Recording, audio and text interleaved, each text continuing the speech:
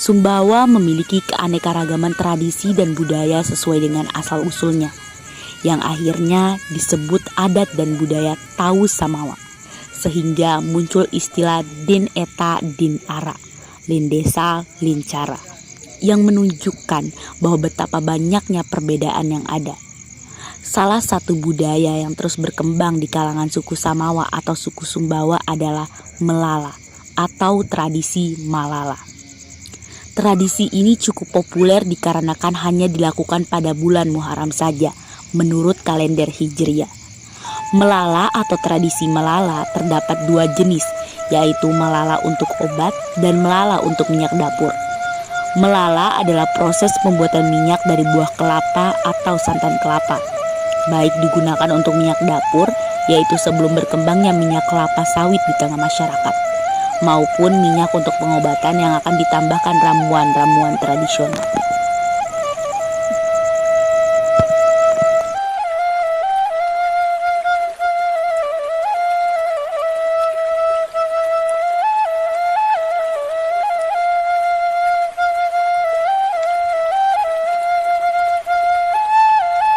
Minyak Samawa itu adalah warisan dari leluhur. Sejak zaman dulu sudah ada kita mengenal minyak Sumbawa dengan fungsi sebagai sarana atau media untuk pengobatan. Nah, dalam tradisi pengobatan masyarakat adat Samawa itu bisa dilakukan dengan menggunakan minyak. Maka dari situlah asal usul minyak Sumbawa itu sebagai minyak yang bisa menyembuhkan penyakit tertentu. Selain karena ada juga minyak Sumbawa untuk keperluan sehari-hari, misalnya untuk goreng dan segala macam. Tetapi ada minyak dengan komposisi tertentu, dengan campuran bahan-bahan herbal tertentu, dengan sendirinya memiliki khasiat untuk mengobati jenis-jenis penyakit tertentu. Maka itulah yang kemudian dikatakan minyak Sumbawa sebagai obat herbal. Dan proses pengolahan minyak Sumbawa menjadi obat herbal itu terjadi turun-temurun sejak masa lampau. Itu peninggalan dari sistem pengobatan nenek moyang kita dan berkembang hingga sekarang ini. Demikian. Pembuatannya Samawa biasanya dilakukan menjelang bulan Muharram ya. Jadi pada bulan tersebut merupakan bulan dari awal-awal bulan yang lain. Dari sisi spiritualnya adalah bahwa minyak tersebut dapat memberikan khasiat. Kemudian pembuatannya juga dapat dilakukan di tempat-tempat yang memang dipersyaratkan, misalnya di rumah sandro ya, dan di tempat-tempat yang higienis. Dalam rangka semangat dari pembuatan minyak itu dapat memberikan spirit pada minyak yang akan dibuat. Demikian. Itu kita mulai dari bahan dulu. Pertama adalah bahan utamanya itu adalah kelapa. Karena hanya herbal kelapa yang cenderung mengeluarkan minyak. Dan kelapa ini kelapa pilihan. Jumlahnya variatif, ganjil yang mulai dari 5, 7 sampai 33 bahkan sampai 41 dan seterusnya. Tergantung kebutuhan berapa banyak minyak mau diproduksi. Dan bahan-bahan lainnya adalah berbagai unsur akar kayu, batang kayu, buah kayu, biji kayu, bunga kayu, kemudian juga daun-daunan yang dianggap atau dipahami memiliki khasiat terhadap kesehatan manusia. Nah, bahan-bahan dari akar kayu, batang kayu, sampai dengan buah, daun tersebut, itu dicampur. Tentunya melalui media minyak itu dari santan itu. Nah, cara buatnya yaitu dengan mengolah santannya dulu, lalu dimasak di dalam kuali. Nah, setelah itu barulah dicampur dengan bahan-bahan yang tadi kita sebutkan tadi, dari unsur-unsur akar kayu, batang kayu, kemudian kulit, kemudian daun, buah, dan biji. Dan semuanya dianggap memiliki khasiat. Nah, campuran lainnya itu bisa terdiri dari unsur-unsur seperti bisa juga ada madu Sumbawa Ada juga unsur-unsur yang terdiri dari batu mineral seperti batu meteor atau batu badar besi atau fosil. Itulah bahan diproses demikian rupa dengan waktu yang relatif bisa dihitung sesuai dengan jumlah bahannya, dan pada titik tertentu ketika minyaknya sudah terpisah dengan santannya, maka proses minyak sumbawa dianggap selesai dan matang. Selanjutnya digunakan untuk berbagai keperluan. Kalau dikatakan butuh berapa lama relatif ya, jadi artinya pembuatan minyak ini tergantung pada peruntukannya Pak ya. Iya, iya. Jadi kalau memang diperuntukkan untuk khasiat tertentu, misalkan patah tulang, maka mungkin butuh waktu yang cukup lama karena butuh memasak minyak itu mungkin dengan kebutuhan herbal yang ada di campuran bahannya itu mungkin butuh. Kemudian untuk herbal yang lain, untuk kebutuhan khasiat yang lain tentu akan butuh waktu juga yang berbeda. Paling lama 1 sampai 2 jam atau 3 jam ini yang dibutuhkan. Secara umum gitu, khasiat minyak sumbawa itu untuk pengobatan penyakit. Nah, penyakit ini kita bagi dalam 2 jenis. Ada penyakit luar, misalnya patah tulang, keseliu gitu kan, atau luka bakar, atau luka gores, ya, atau alergi kulit. Nah, itu bisa dibalut dengan minyak sumbawa.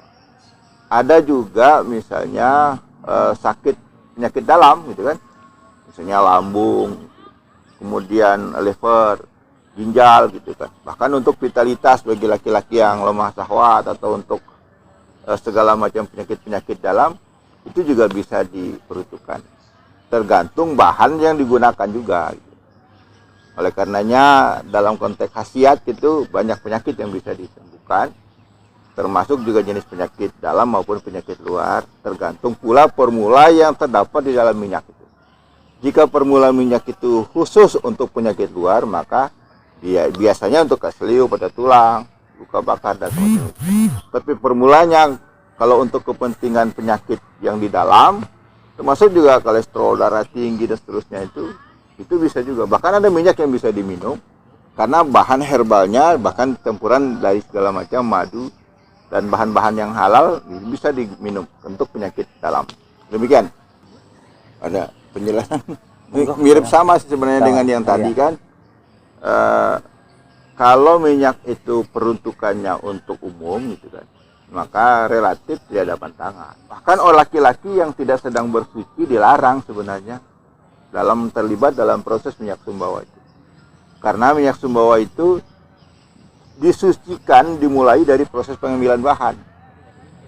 Mulai dari ambil babak kayunya, akar kayu, sampai buah dan segala macam itu, sandro atau tabib itu dalam posisi yang suci dia. Artinya tidak dalam posisi batal wudunya. Begitu juga dalam proses pengolahan gitu kan. Misal lagi parut kelapa, lagi mengulek-ulek bahan tadi itu kan, itu pada posisi suci. Andai kata misal tabibnya dalam posisi tiba-tiba pingin pipis atau pingin buang angin gitu kan, maka dia break sebentar, lalu dia wudhu lagi untuk mensucikan diri, baru kemudian dia lanjutkan. Jadi tidak boleh batal wudhunya sandro atau tabib yang sedang mengolah minyak. Itu proses yang harus yang menjadi pantangan. Nah, makanya kesucian dan kemurnian minyak sumbawa itu karena kesuciannya itu sucinya itu dari proses awal sampai pada proses akhir dia disucikan atau dibersihkan. Demikian. Nah, Bapak yang jelaskan saran. Baik, saran kami ya pada generasi muda khususnya untuk minyak samawa ini adalah perlu ada riset lebih lanjut. Ini khusus generasi muda ya, disesuaikan dengan keadaan sekarang bahwa generasi milenial memang harus melek teknologi. Dalam hal ini bagaimana menjembatani antara minyak sumbawa itu dengan riset ya. Jadi khasiat minyak sumbawa itu harus bisa dijelaskan secara ilmiah. Tentunya ini perlu riset lebih lanjut, kemudian memahami semua jenis minyak sumbawa yang ada bahan-bahannya itu. Karena secara kimiawi memang ada antioksidan ya, flavonoid, zat-zat kimia lain secara organik itu perlu dijelaskan secara ilmiah.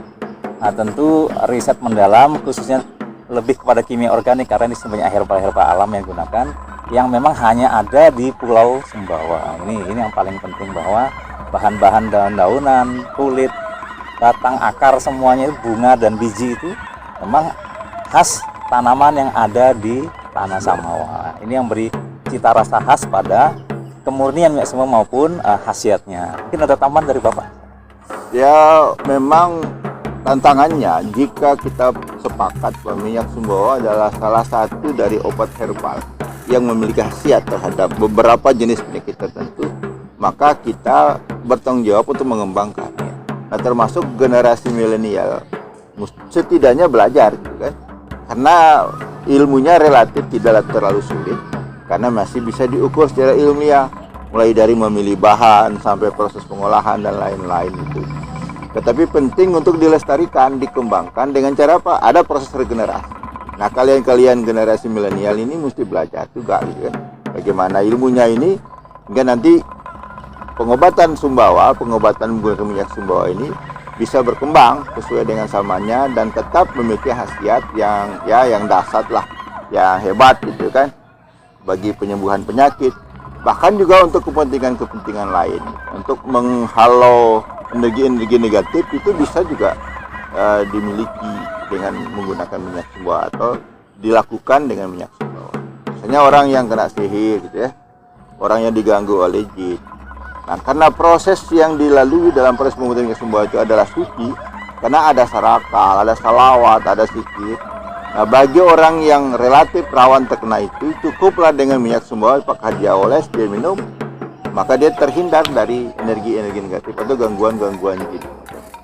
Tetapi ini perlu dilestarikan, sekali lagi, tidak hanya oleh kami yang sudah tua atau generasi pendahulu, tetapi kalian generasi muda perlu belajar untuk bisa mengembangkan. Demikian.